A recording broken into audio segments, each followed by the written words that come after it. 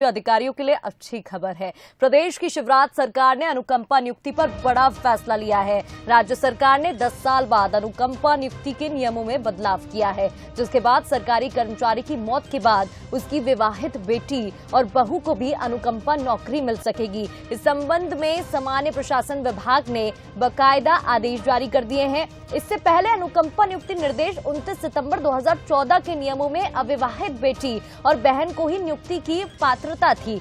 इसमें संशोधन करते हुए अब अविवाहित शब्द हटा दिया गया है, यानी बेटी विवाहित हो या विधवा सभी अनुकंपा नियुक्ति के पात्र होंगी। हालांकि ऐसी नियुक्ति पाने वाले को आश्रित पति या पत्नी के पालन पोषण की जिम्मेदारी उठाने का एक शपथ पत्र भी देना होगा।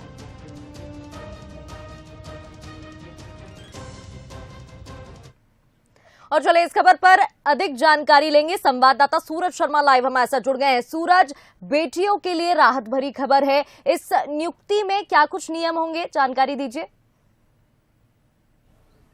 देखिए, बिल्कुल पिछले लंबे समय से जो विवाहित बेटियां हैं वो खासतौर से मांग कर रही थी कि अनुकंपा नियुक्ति के तौर पर उन्हें भी परिवार में हिस्सेदारी मिलना चाहिए। तो यही कारण है कि 10 साल बाद राज्य सरकार ने जो अनुकंपा नियुक्ति स्कीम है उसमें बदलाव किए गए हैं और अब हर एक बेटी, चाहे वो विवाहित हो, अविवाहित हो, विधवा हो या परित्यागता हो, और उसको अनुकंपा नियुक्ति मिल सकती है। तो एक बड़ी राहत उन बेटियों को मध्य प्रदेश की सरकार ने दी है जो खासतौर से लंबे समय से लड़ाई लड़ रही थी।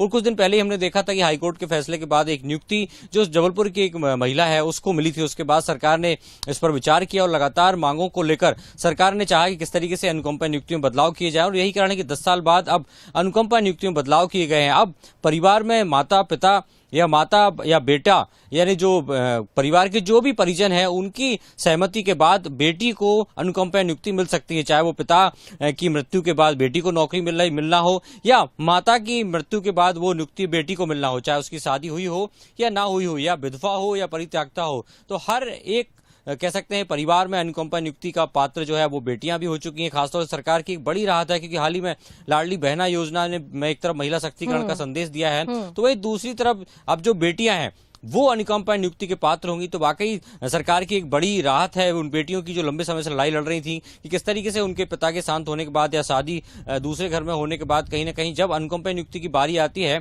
तो उनके भाई को ही वो नौकरी मिलती है और भाई नहीं होने के बाद वो नियुक्ति नहीं हो पाती। तो ऐसे में कहीं ना कहीं उन परिवारों के लिए भी एक बड़ी राहत है जिनके परिवार में बेटे नहीं होते, सिर्फ बेटियां होती हैं। तो अब कहीं ना कहीं अनुकंपा नियुक्ति के तौर के हकदार वो बेटियां भी होंगी। प्रकृति, बिल्कुल राहत भरी खबर है यहाँ पर। बहुत बहुत शुक्रिया सूरज तमाम जानकारी देने के लिए। तो देखिए, राज्य सरकार का ये बड़ा फैसला सामने आया है, जहां अनुकंपा नियुक्ति के नियम में संशोधन करते हुए अविवाहित बेटी हो या अविवाहित बेटी हो, अनुकंपा नियुक्ति की हकदार होंगी।